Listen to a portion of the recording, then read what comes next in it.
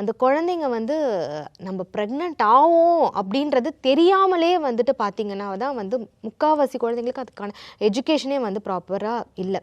Okay, when they are getting into a physical relationship அதில் ஒரு pleasure கிடைக்குதுன்ற அந்த ஒரு மெயின் இதுதான் உங்களுக்கு வந்து எல்லாமே இருக்குது அப்படின்றதுல ப்ரெக்னென்சிக்கே போக மாட்டேங்குது. ஸோ அந்த மாதிரி வந்துட்டு டீன் ப்ரெக்னென்சி வரும்போது that is not the right age to carry a baby, right? So அப்போ வந்து அபார்ஷன் எல்லாமே பண்ணிவிட்டு அதுக்கப்புறம் அந்த குழந்தையோட மென்டல் ஹெல்த் வந்து ரொம்பவே ஒரு முக்கியமான ஒரு விஷயம்.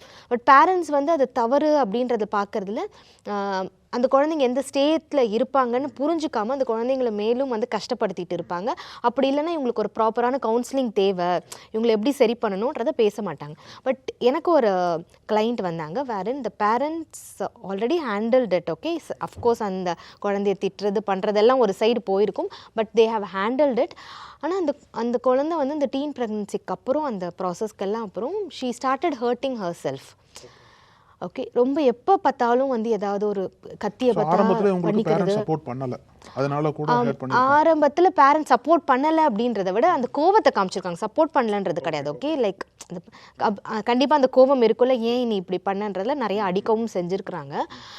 ஸோ என்கிட்ட வரும்போது நான் சொன்ன ஒரு குழந்தைய அடிக்கிறது அப்படின்றது வந்துட்டு it is not correct. Like உங்களை தூக்கி ஜெயிலில் கூட போடுறதுக்கான வாய்ப்புகள் வந்து நிறையா இருக்கும். ஸோ அடிக்கிறது வந்து it is not an solution for any திங்ன்றதை புரிய வச்சுட்டு தான் நான் பேசுகிறோம். பட் அதுக்கப்புறம் அந்த குழந்தை இப்போ அவளோட மென்டல் ஹெல்த் சரியில்லைன்றதை அவங்க புரிஞ்சுக்கிட்டதுனால தான் நம்ம கிட்ட வந்து கூப்பிட்டு வந்தாங்க. அண்ட் எந்த ஒரு இதுவாக இருந்தாலும் நாங்கள் சப்போர்ட் பண்ண ரெடியாக இருக்கோம்ன்றது அந்த பேரண்ட்ஸோட மனநிலையில் தான் இருந்தது.